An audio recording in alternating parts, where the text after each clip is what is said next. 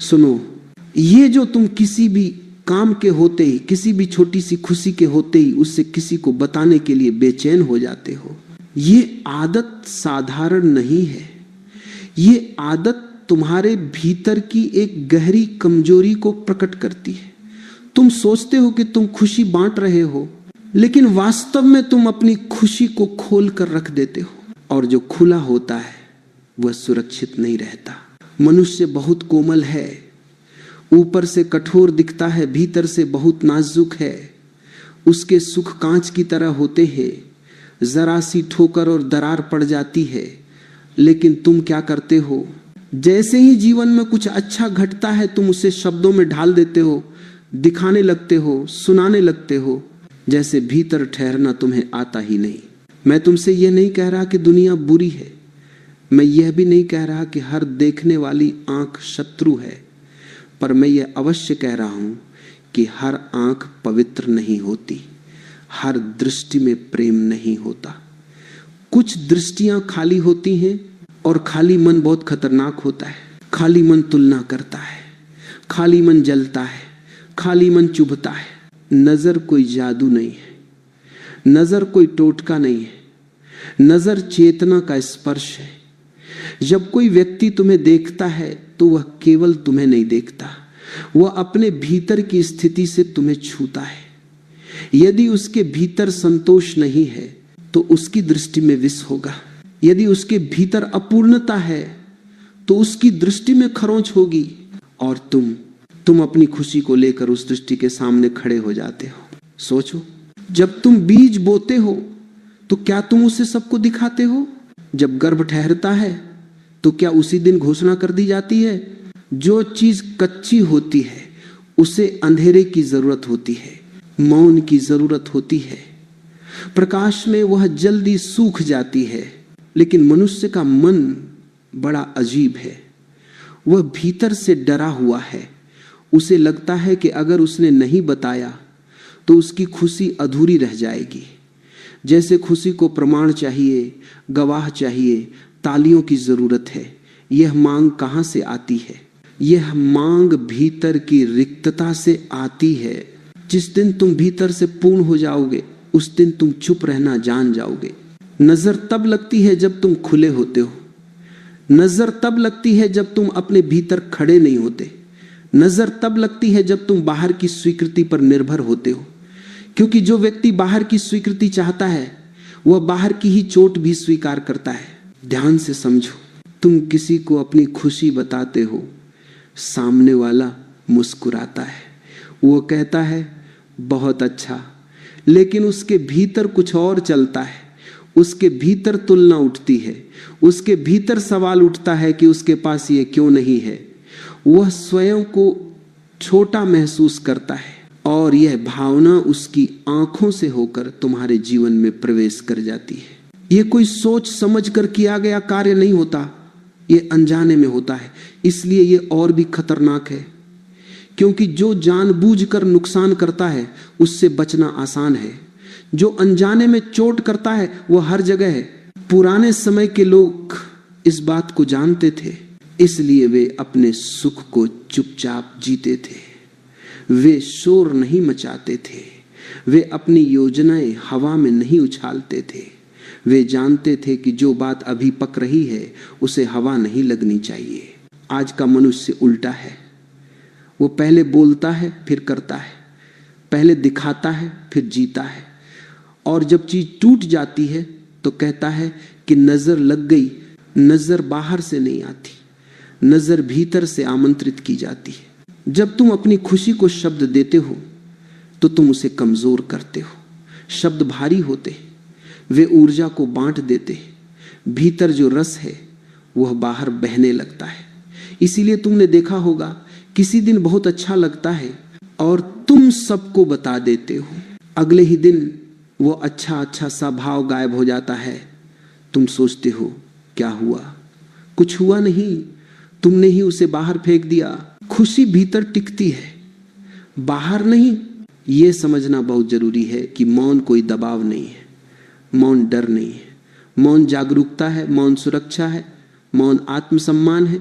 जो व्यक्ति अपने सुख को छुपा सकता है वह कमजोर नहीं होता, वह बहुत मजबूत होता है। कमजोर व्यक्ति ही दिखाता है, कमजोर व्यक्ति ही बताता है, मजबूत व्यक्ति जीता है। जब तुम भीतर खुश होते हो तो तुम्हें बताने की जरूरत नहीं पड़ती। तुम्हारी आंखों में एक ठहराव होता है, तुम्हारे चेहरे पर एक शांति होती है, वह काफी है। उससे ज्यादा कुछ कहने की जरूरत नहीं। लेकिन तुम तो अपनी योजनाएं भी बता देते हो। अभी काम शुरू भी नहीं हुआ और तुम घोषणा कर देते हो, अभी सपना देखा भी नहीं और तुम उसे शब्द दे देते हो। फिर वही सपना अधूरा रह जाता है और तुम कहते हो किसकी नजर लग गई। सच यह है कि सपना तब तक सुरक्षित नहीं होता जब तक वह तुम्हारे भीतर गहरा न हो जाए। जो चीज गहरी नहीं हुई उसे दिखाना आत्मघात है।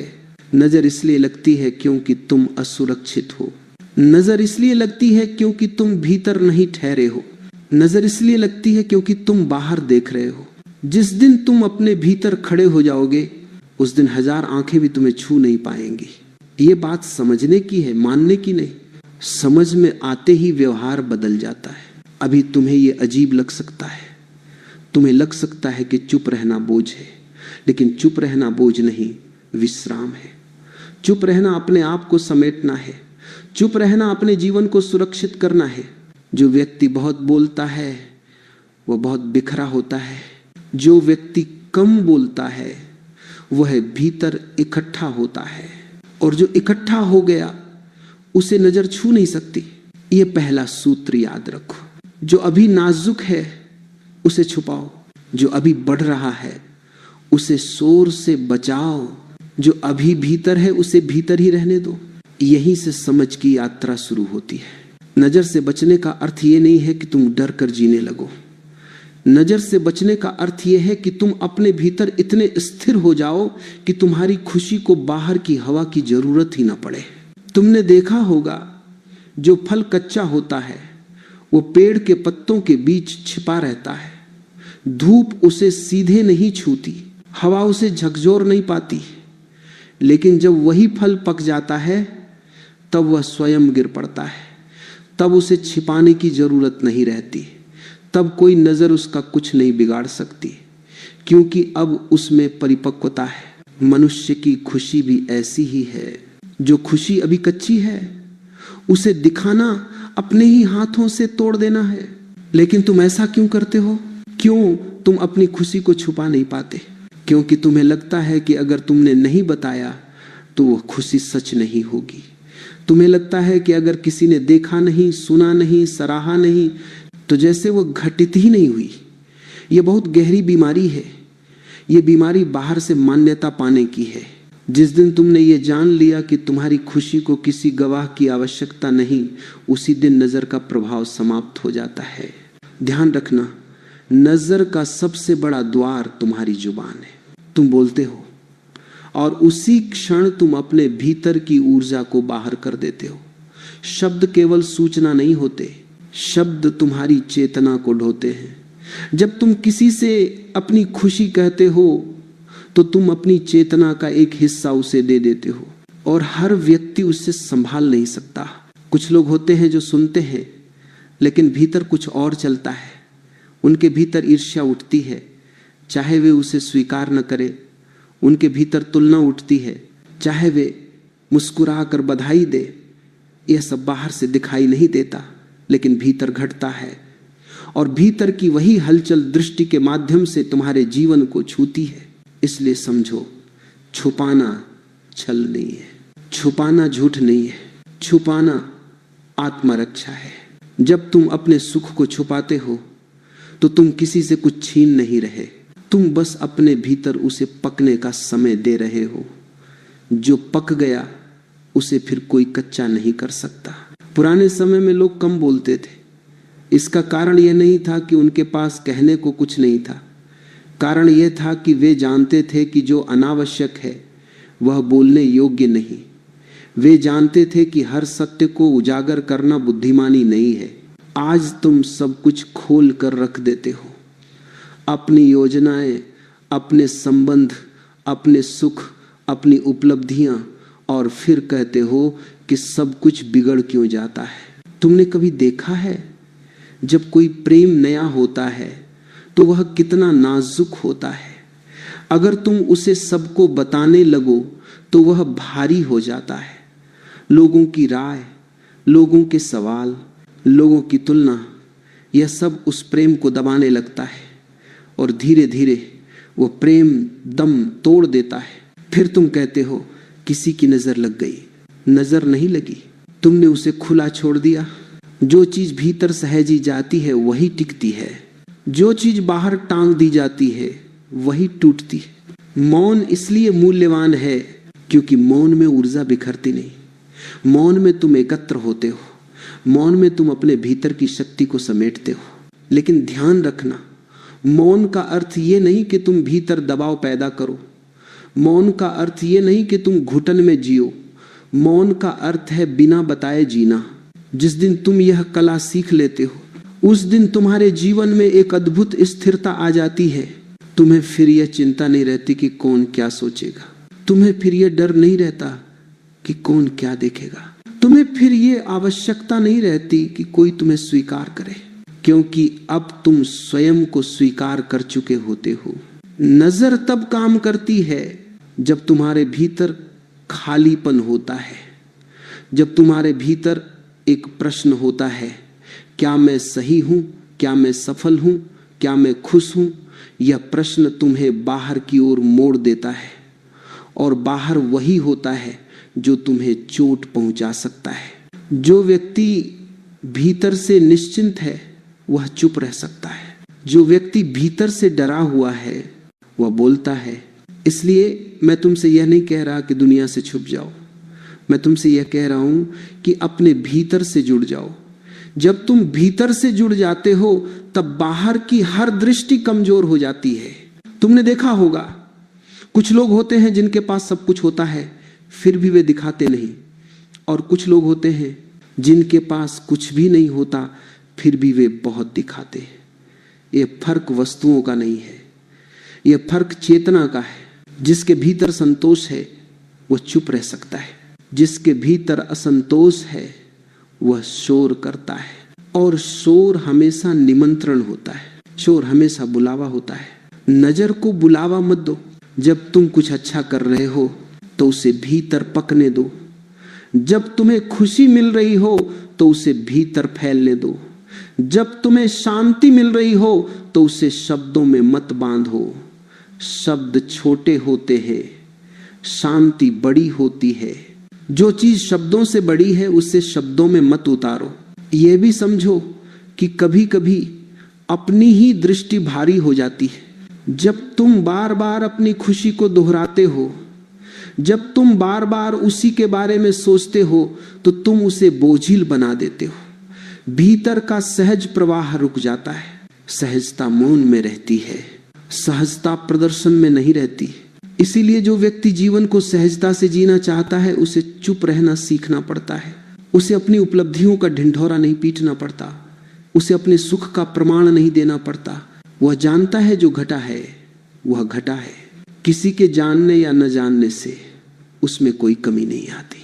ये समझ आ जाए तो नजर का भय समाप्त हो जाता है, क्योंकि अब भय का आधार ही मिट गया।